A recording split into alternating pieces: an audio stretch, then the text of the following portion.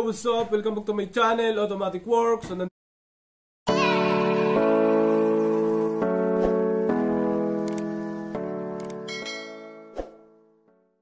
yun, Toyota Hilux 2017 model, automatic transmission. Ang concern ni sir, umaalog daw sa without smart key. Umaalog daw pagka ni-reverse. Yun lang naman. So tingnan natin kung anong fault code. Tingnan natin kung anong fault code. Yan. Okay. 90 kilometers. So tinanong ko naman si sir kung sa drive wala ba siyang naramdaman. Sa takbo, normal ba yung shifting? Sabi naman niya normal daw. Siguro matagal na itong gamit. So kabisado na yung takbo, yung pagpalit ng mga kambyo. Tingnan natin yan. Quick test. Yan. Kasi makikita niya.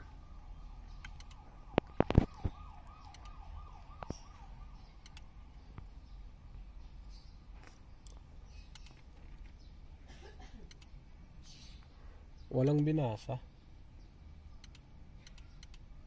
Ayun. Yun. Hindi binasa yung engine. Bakit? Hindi binasa yung engine. Yun na.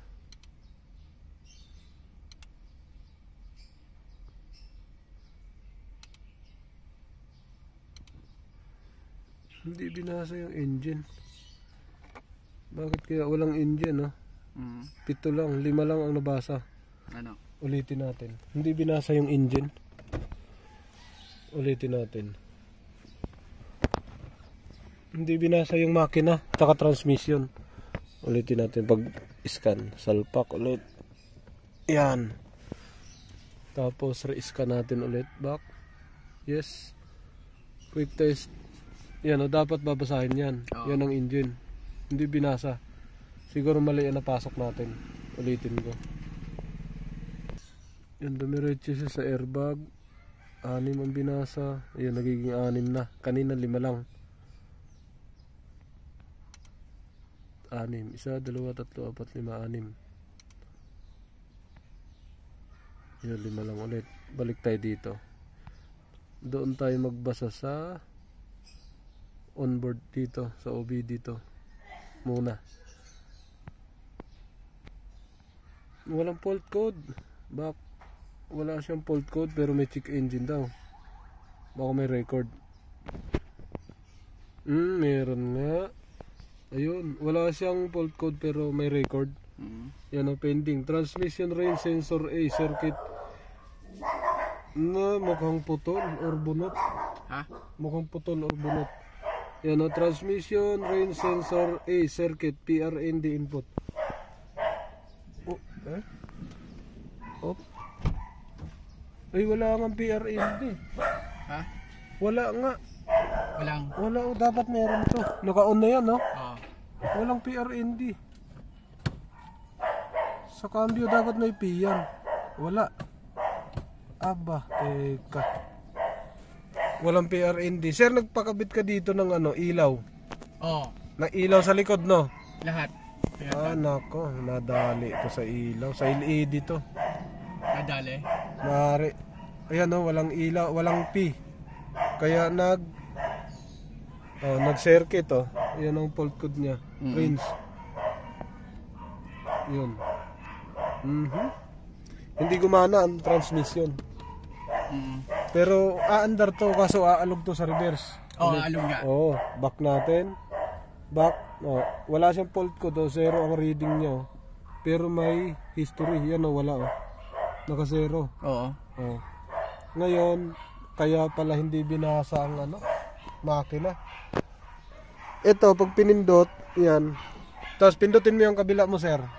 Yung kabila? Yung itong kabilang ano, may dangle dyan, pindutin mo. Ito? Hindi, ito sa pinto. Sa gilid. Baba, yan, may pindutan dyan. Yan, pindutin mo. Walang pindutan eh.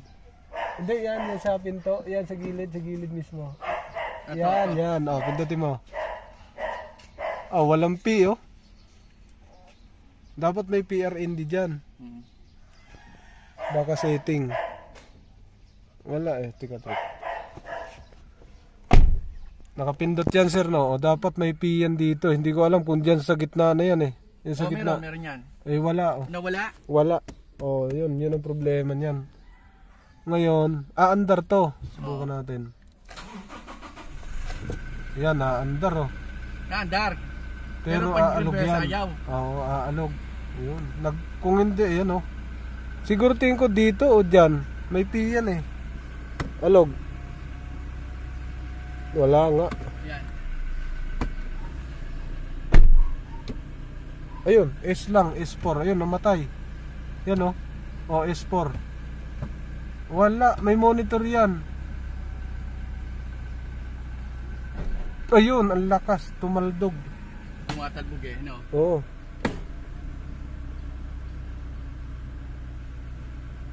Bug. Putang na. Tsaka ang tigas. Para siyang ano, ang binibigay niya fault code, putol ang inhibitor switch or may fuse na putol. Dalawa lang to. So okay, troubleshoot natin. Off natin to, susi. Ang mangyari, iwanan natin to. Sana hindi umulan. Oo. Tingnan natin sa likod kung anong ilaw ang pinakabit. Kinabit ko kapon yung mga headlight eh. Mga headlight kahapon. Oo, Oo, sabi ko na eh. So, nakalimutan ni Sir siguro. Kasi tinanong ko kung may kinabit siyang ilaw. Mga kadali dyan mga yan. Yan, may nadaling fuse to. Tingin ko. Lost sleep. Sige, saksa mo. Aw, ito pala. Ikaw! My goodness. Umulan pa. Ayan na oh. Buhusan mo ng coke to sir oh, tapos lagyan mo ng grasa.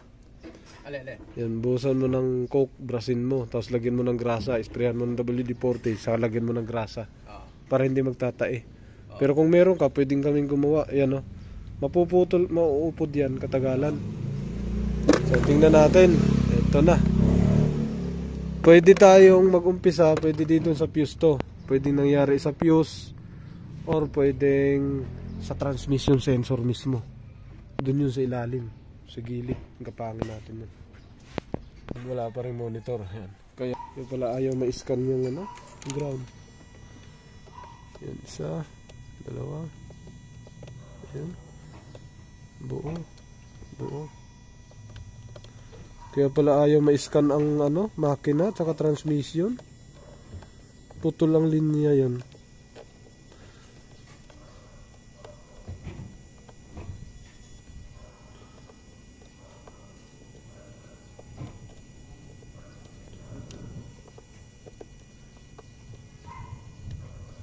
Oo. Wala namang kulang. Ito pa.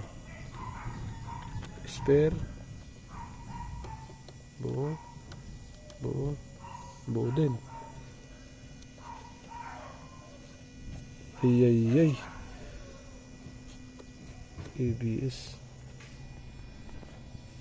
ABS stop lamp.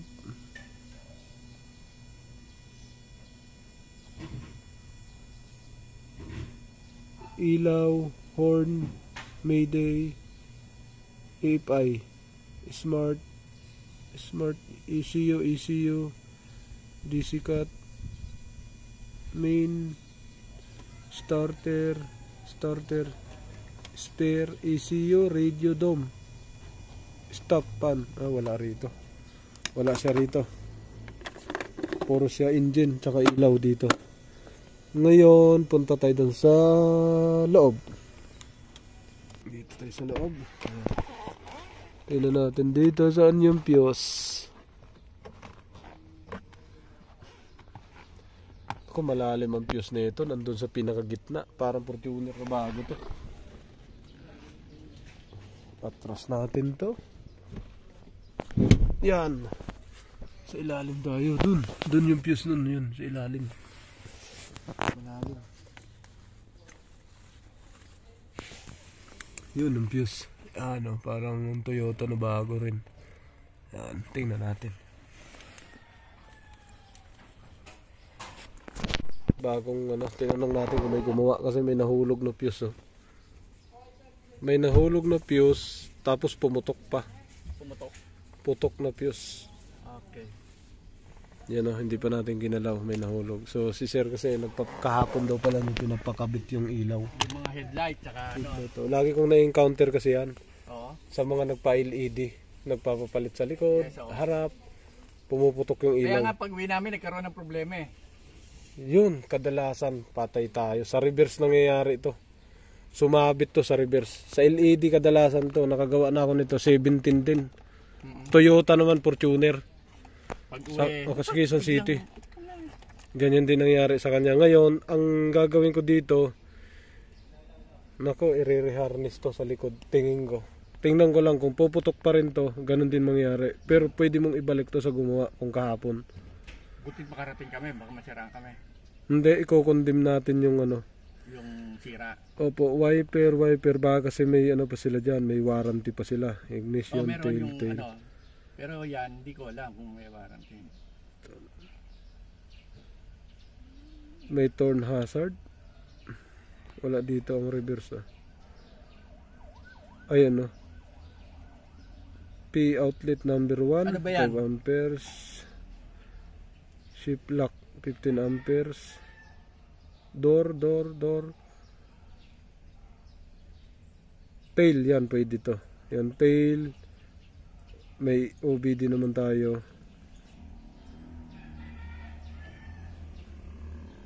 Ayun. May pumutok to sa likod. So, pag napalitan to, tingin ko puputok pa rin to. Oo. Tingnan natin sa ilalim. Nawawala sa ilalim. Tingnan mo.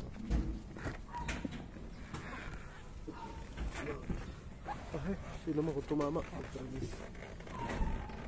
Hindi na. Ilalim ito naman. Ito lagi problema pag magpapalit ng ano.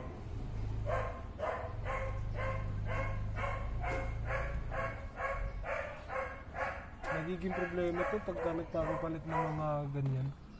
Lagi itong na-encounter.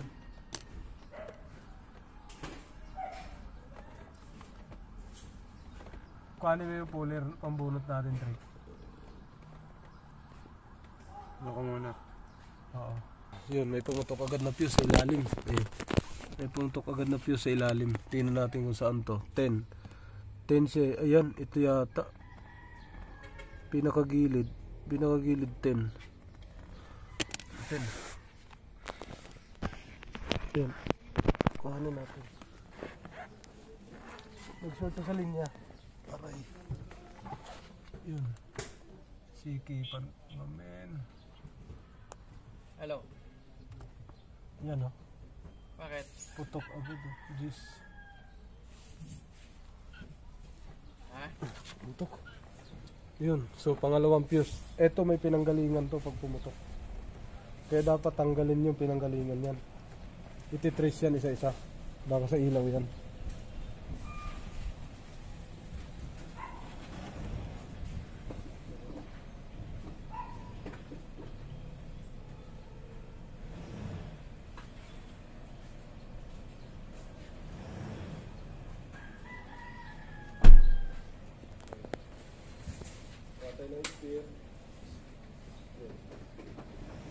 Headlight lang ginamit dito lahat kapon, sir. Likod. Naputok sa kabila. So, ito. Bago natin ikabit to. Check up muna natin, no? So, pwede natin subukan. Ikabit natin doon. So, magli-letter P yan dyan. So, kabit natin. Nakapark pa naman, hindi tayo gumamit ng ilaw. Buo pa yan. Pagka gumamit tayo ng ilaw, patay yan. So, yan, makita natin. Pag gumamit tayo ng ilaw. Aray. Oh, engage. Tok. Ayun na, meron na. Meron na. Yung pawala-wala. Ayun, meron na. Meron na. Nawala ulit. Hindi, tinanggal ko.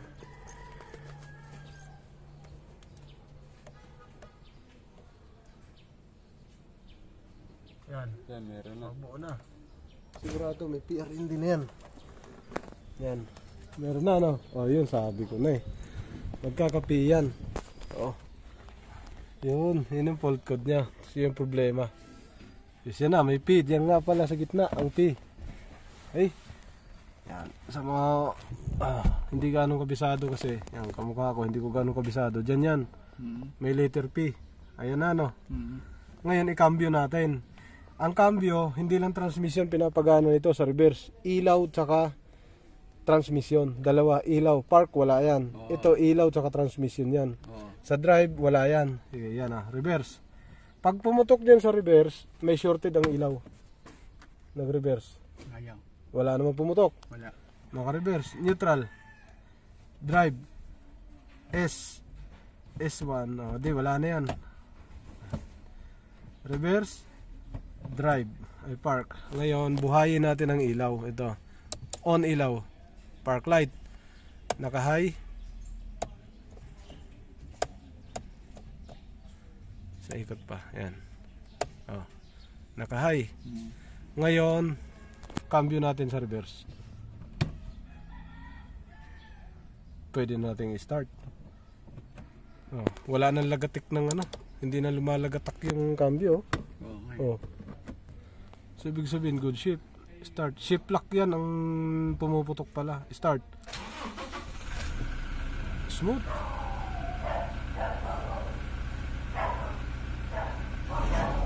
Alright, may letter P. Buksan natin ang ilaw kasi nagpakabit daw si sir ng ilaw. Reverse. Neutral. Drive. S1, S4. Neutral. Reverse. Okay, hindi pumutok. So ibig sabihin, solved na to. Ngayon si sir dito, ako sa likod. Papa-reverse ko, titingnan ko yung ilaw. Kung ano yung gumana dun sa likod. Yan, tingnan ko sa likod.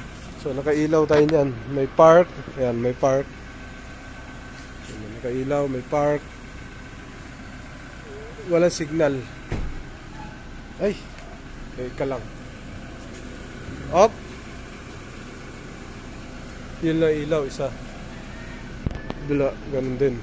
So okay na, hindi naman pumutok. Ayos na yun mga sir. Tapos na. Yun, tinest drive namin yung sakyan yun. Nandun pa rin yung letter D. Ayan. So, pina-test drive ko muna. Bukas yung salamin mo. Pina-test drive ko muna. Pina-test run ko muna para makita kung saan pumutok doon. Kasi shift lock yung pinuputukan niya baka nag-shorted o nag-grounded sa sa shifting. Buo pa naman siya. Tapos sa ilaw kasi bago daw siyang pakabit. Tingnan natin lahat. So dalawang fuse dito ang pumutok. Ayun nagpalit na rin ng isang fuse. Parehas din ang gauge. Parehas ang amperes 10. Yan, tingnan ko, pinagana ko lahat ng ilaw para makita ko lahat kung sa ilaw ba nanggaling o sa wirings o sa inhibitor switch. Yan. Ko sumabit to ng pagkakabit pa lang nila. Pagkabit. Tapos napalitan na.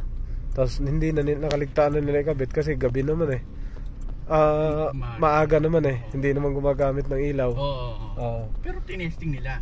Tinesting. Pero yung tinesting, di na-stallier kami. Nung siyempre stallier, nakaanguso ko. Nung okay na, pwede na boss. Ginawa ko, matras ako. Kami lumagutok pag atras. Ayun, on process. Akala ko, yung pintuan sa likod, itinaas ng installer. Yung pala ang may diferensya yung yun na pala yun. Okay, ibig sabihin on process yata nagkaroon ng problema. Sa nakita ko, nung on process pa lang yung gawa, doon nagkaroon ng problema tapos hindi lang napalitan ng fuse. Okay. So ayos na to mga sir. Buhay na siya yan. Ayos na sir. Po, may yung cambio kompleto tapos naka-abante na tayo, atras abante, forward reverse na tayo kanina. Okay, nakabukas na rin lahat ng ilaw. Yes. Okay, solved na. Reverse ulit. Babad mo sa reverse.